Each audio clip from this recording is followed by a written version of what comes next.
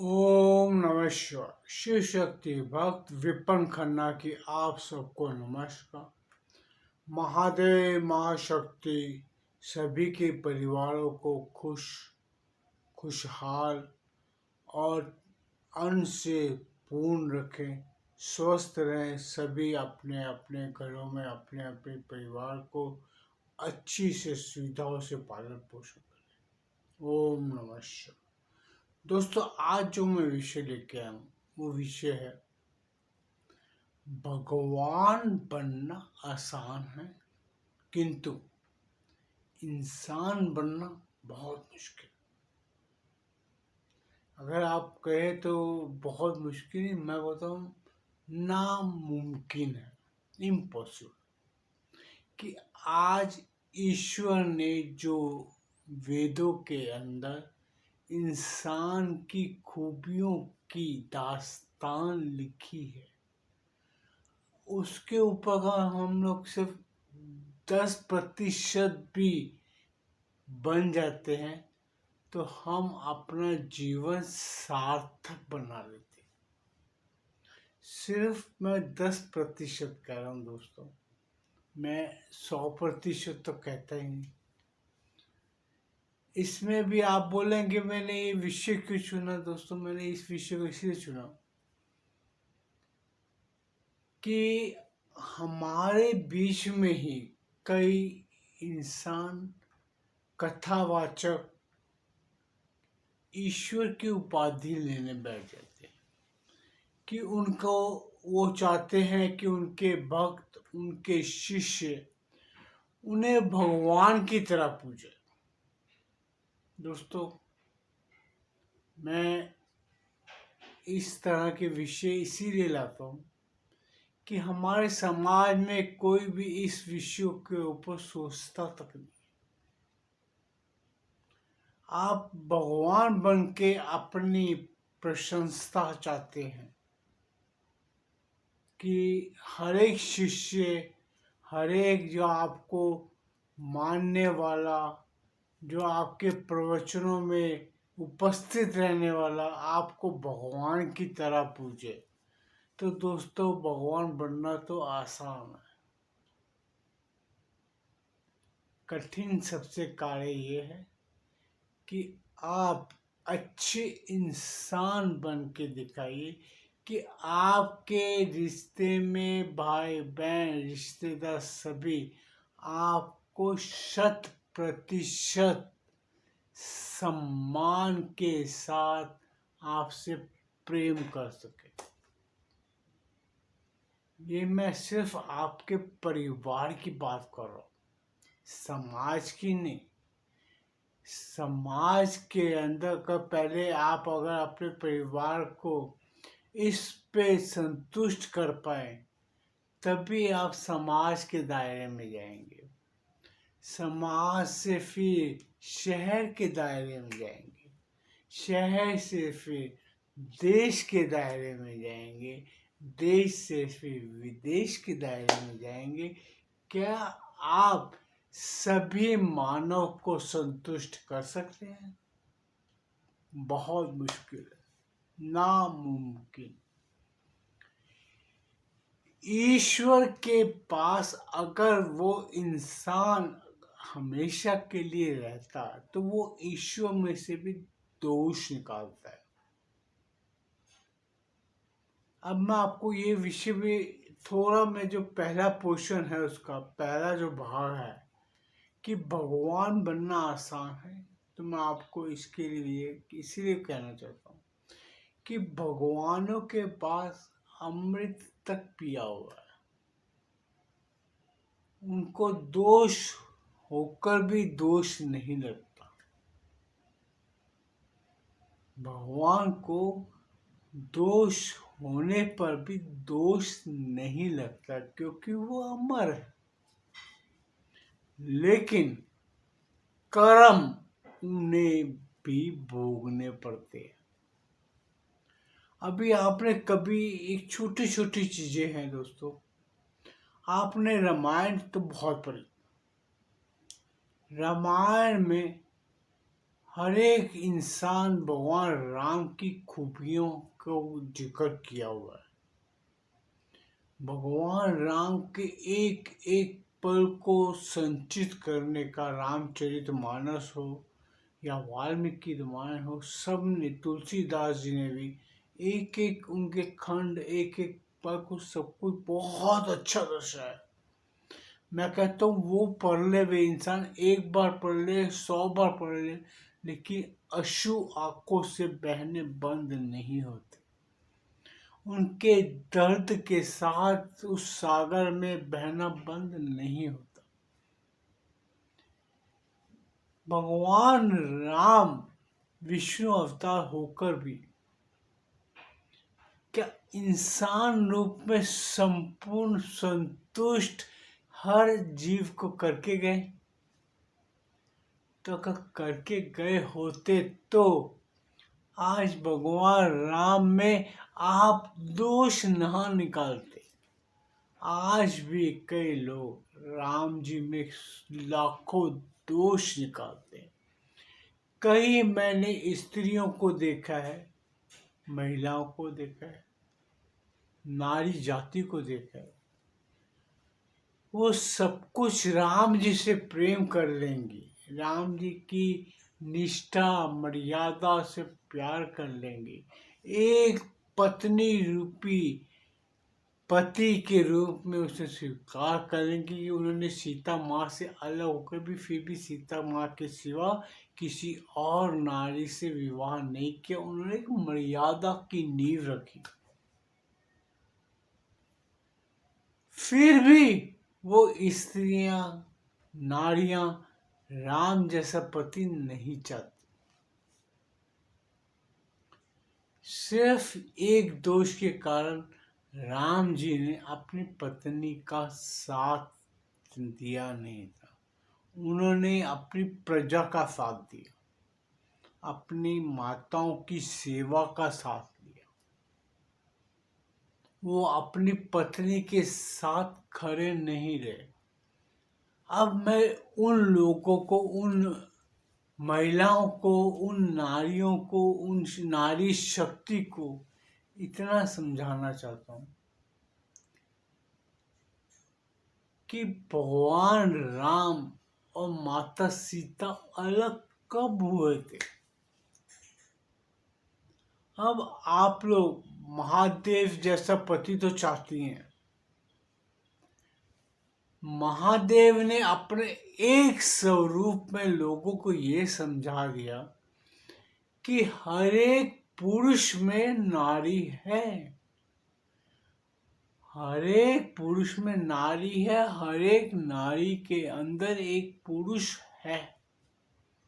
नारी के अंदर मैं एक पुरुष नहीं कहूंगा, नारी के अंदर वो जननी है, उसके अंदर लाखों संतानें हैं, उसके द्वारा पैदा की गई एक एक संतान आगे चल के नई मानव जाति का निर्माण करती है।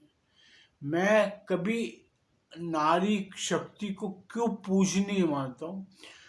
पुरुष एक ही नारी से संतानें पैदा और भी कर सकता है, लेकिन वो कार्य करके करता है। लेकिन नारी जाति के अंदर, नारी के अंदर इतनी ईश्वर ने शक्ति प्रदान की है कि वो हर 9 महीने में एक संतान पैदा कर सकती है।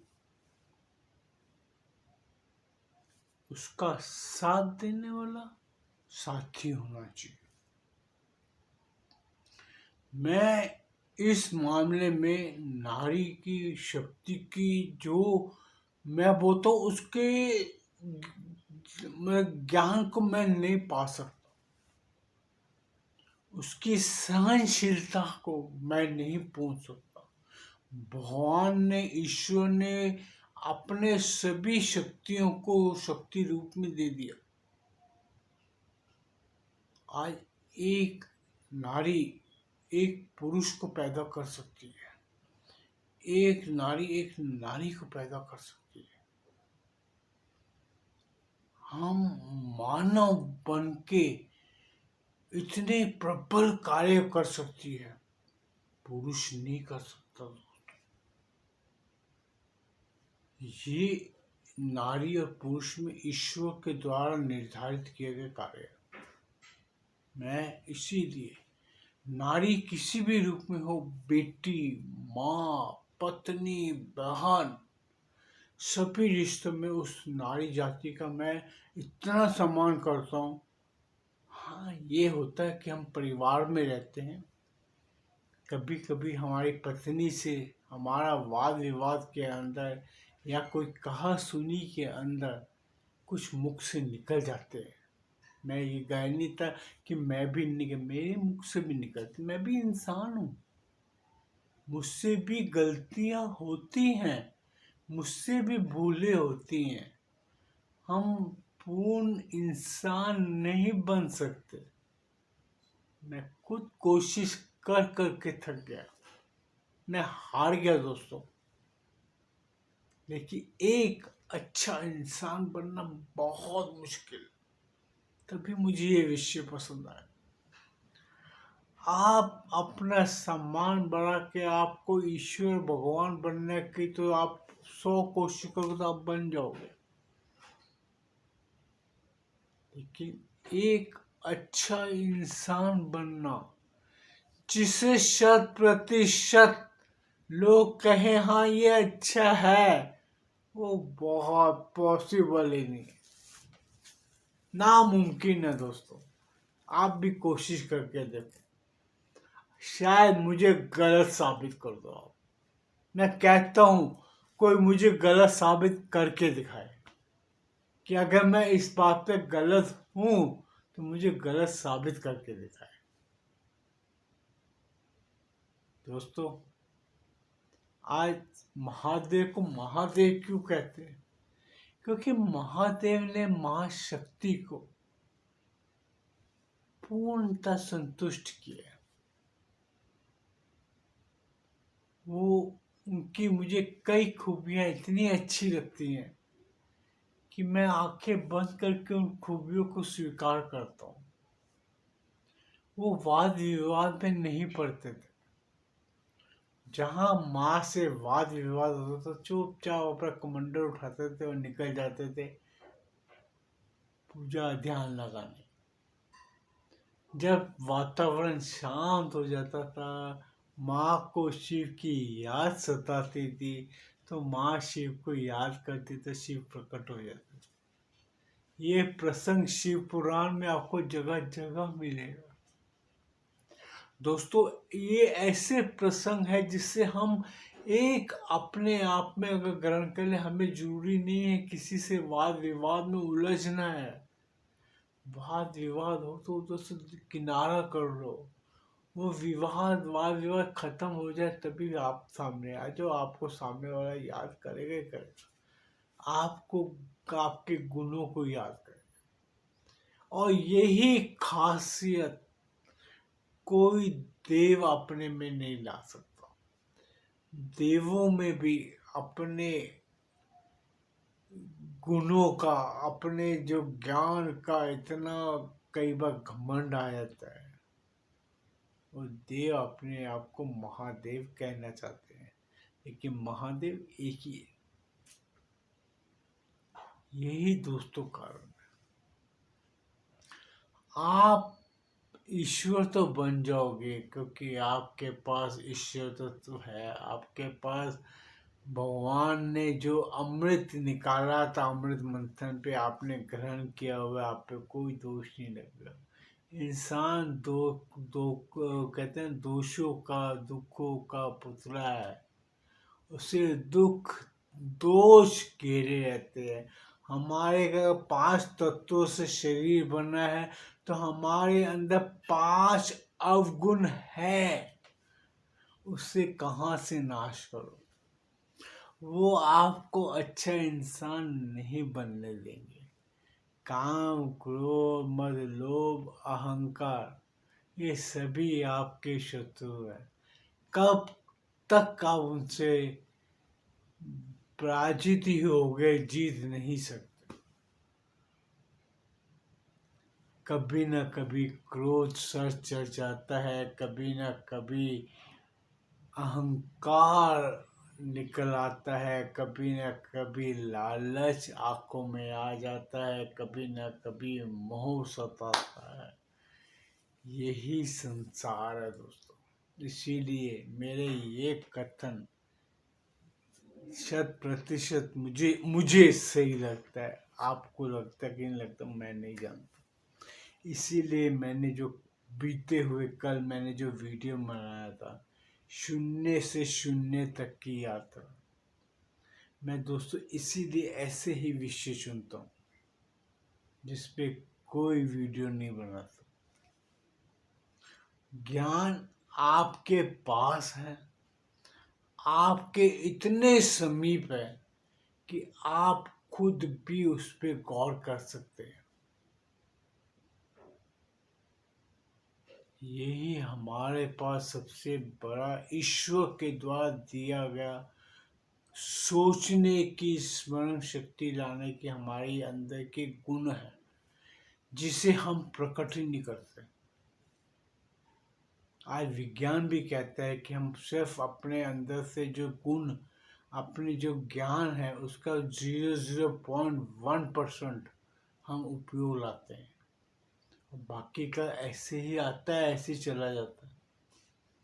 हमारे अंदर गुणों की खान है, लेकिन उससे समुद्र के मंथन की तरह मंथना पड़ता है।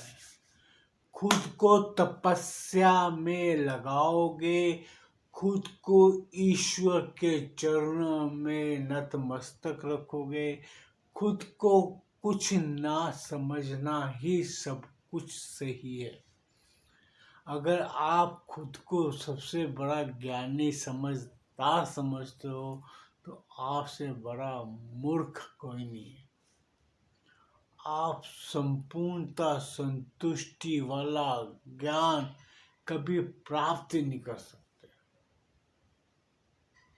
बड़े बड़े ऋषि मुनि अंतिम समय तक खुद को एक कहते ज्ञान प्राप्त करने वाला समझते थे। वो जिससे जो ज्ञान मिलता था वो प्राप्त करते थे। वो कभी संपूर्ण संतुष्ट नहीं होते। एक छोटा बालक भी कई बार ऐसे ऐसे शब्द बोल जाता है कि बड़ा बड़ा पंडित भी नहीं समझ पाता। यही है दोस्तों ज्ञान की परिभाषा। ईश्वर तो अपने परम ज्ञान से सब कुछ प्राप्त कर लेगा। क्या इंसान प्राप्त कर सकता है? नामुमकिन। अभी आपने बड़े बड़े वैज्ञानिकों के कई बार किताबें पढ़ो तो क्या बोलते हैं कि हमें कोई शक्ति आती थी, पराशक्ति आती थी, हमें वो ज्ञान दी जाती थी। तो आप ये सोचो कि इंसान कितना मोहताज है उस परम शक्तियों के ऊपर। हम सब उसके एक सिवाय कठपुतली के कुछ नहीं है। आज तो आपने रोबोट देख लिया, रोबोट की पावर देख ली। वही हम एक चलते फिरते रोबोट है महादेव के, उस परम शक्ति के, जो उसके द्वारा निर्धारित किए गए कार्य करते आ रहे हैं।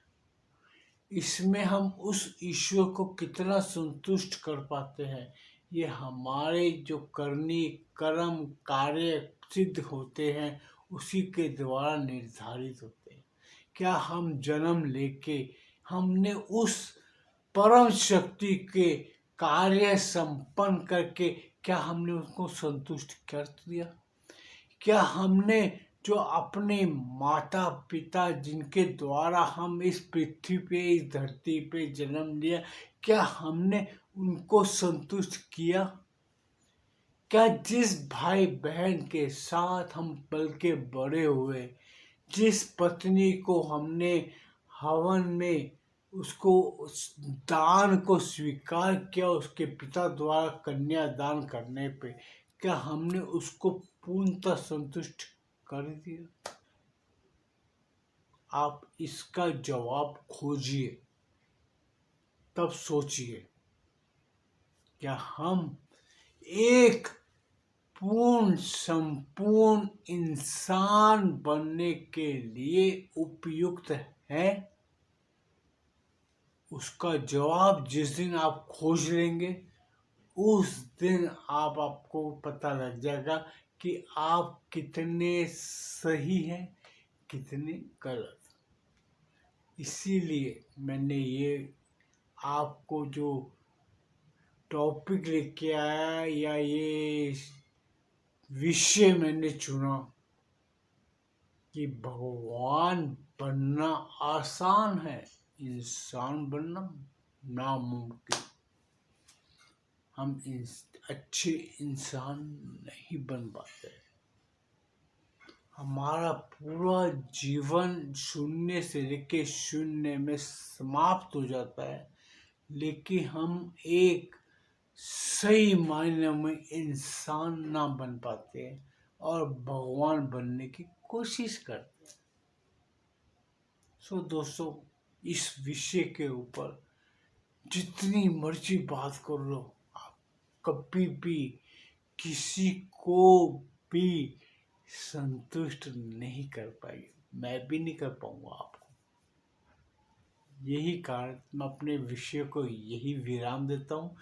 आप भी सोचे, आप भी समझे कि क्या आप संपूर्णतः एक संतुष्ट इंसान बन पाए। ओम नमः शिवाय। अगर मैं ये वीडियो पसंद आए कृपया से लाइक कीजिए, चैनल को सब्सक्राइब कीजिए, बेल आइकॉन दबा दीजिए। फिर नया विषय के साथ आपके पास उपस्थित होऊंगा। ओम नमः शिवाय।